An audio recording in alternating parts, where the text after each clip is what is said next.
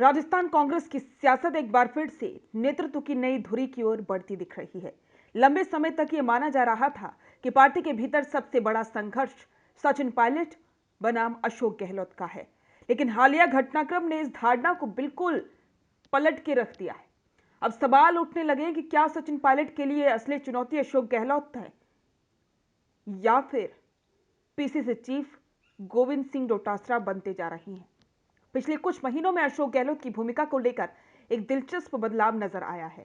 कभी राजस्थान कांग्रेस के हर फैसले का केंद्र रहे गहलोत अब खामोश और बैकफुट पर दिखाई देती हैं। बड़े आंदोलनों, संगठनात्मक फैसलों और सियासी बयानबाजी में उनकी गैर मौजूदगी कई बार सवाल खड़े कर रही है। राजनीतिक जानकार मानते हैं कि इसकी एक बड़ी वजह यह भी हो सकती है कि डोटासरा अब उसी स्पेस में आ चुके हैं जहां कभी गहलोत का दबदबा था। खास बात यह है कि एक दौर में डोटासरा खुद गहलोत के बेहद करीबी माने जाते थे, मंत्री रहते हुए और पीसीसी अध्यक्ष। रुकिए और जरा ध्यान से सुनिए। क्या आप हमारी इन खबरों से अपने व्यापार को भी बढ़ाना चाहते हैं? तो आप भी खबरों के दौरान इस तरह के एलिमेंट्स पर अपना विज्ञापन दे सकते हैं, या फिर ऐसे खबर के 1 मिनट बाद अपना पूरा विज्ञापन डलवाएं, जो कि 8 लाख से ज्यादा सब्सक्राइबर्स और फॉलोअर्स वाले द फैक्ट इंडिया चैनल्स और पेजेस से राजस्थान के कोने कोने में पहुंचेगा और इससे आपका व्यापार, ब्रांड सब कुछ बढ़ेगा। बनने की राह में गहलोत का समर्थन उन्हें मिला, ये बात किसी से छिपी नहीं है।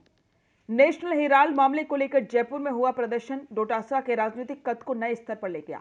गिरफ्तारी देना, फ्रंट लाइन पर रहना और राष्ट्रीय मीडिया का ध्यान खींचना, ये सब संकेत देते हैं कि डोटासरा अब सिर्फ संगठन के अध्यक्ष नहीं बल्कि राज्य के सबसे मुखर कांग्रेस नेता बनना चाहते हैं।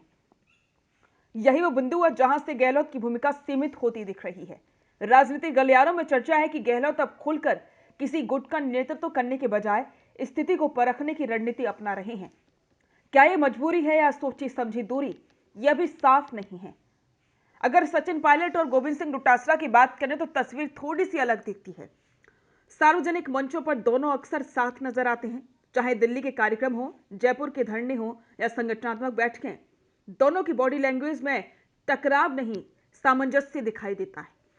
तस्वीरों में मुस्कान, बातचीत और बराबरी का व्यवहार इस संकेत देता है कि फिलहाल दोनों एक दूसरे को चुनौती नहीं बल्कि पूरक मान रहे हैं। लेकिन राजनीति में सवाल हमेशा यही होता है कि क्या यह सामंजस्य स्थायी है। राजनीतिक विश्लेषकों का मानना है कि असली टकराव अभी नहीं शुरू हुआ।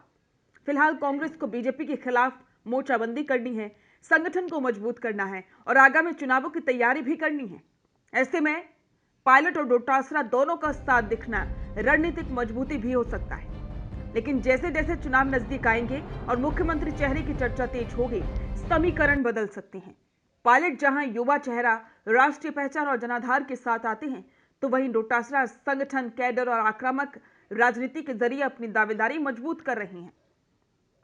अशोक गहलोत की चुप्पी को लेकर भी कई तरह के कयास हैं। कुछ मानते हैं कि वे अब किंग मेकर की भूमिका में खुद को ढाल रहे हैं।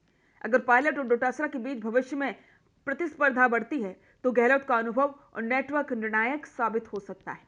यह भी संभव है कि गहलोत मान चुके हों कि सीधी लड़ाई अब उनके लिए फायदेमंद नहीं, इसलिए वे समय आने पर संतुलन बनाने वाला चेहरा बनकर उभरना चाहते हो।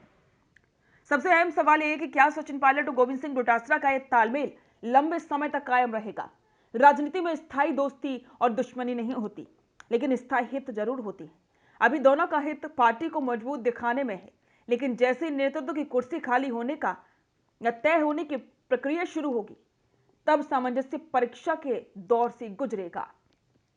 राजस्थान कांग्रेस अब उस मोड़ पर है जहां पुरानी लड़ाइयों की जगह नई प्रतिस्पर्धा आकार ले रही है।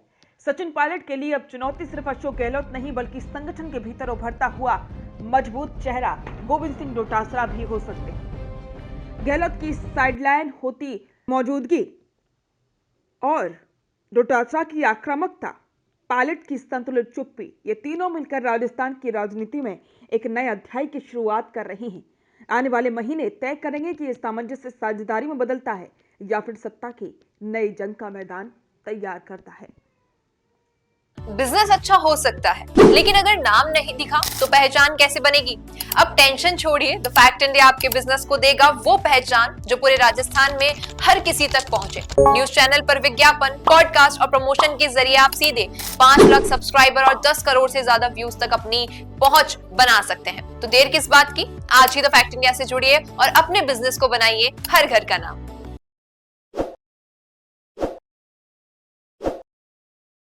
ताज़ा खबरों के लिए विजिट करें द फैक्ट इंडिया की वेबसाइट और डाउनलोड करें द फैक्ट इंडिया ऐप।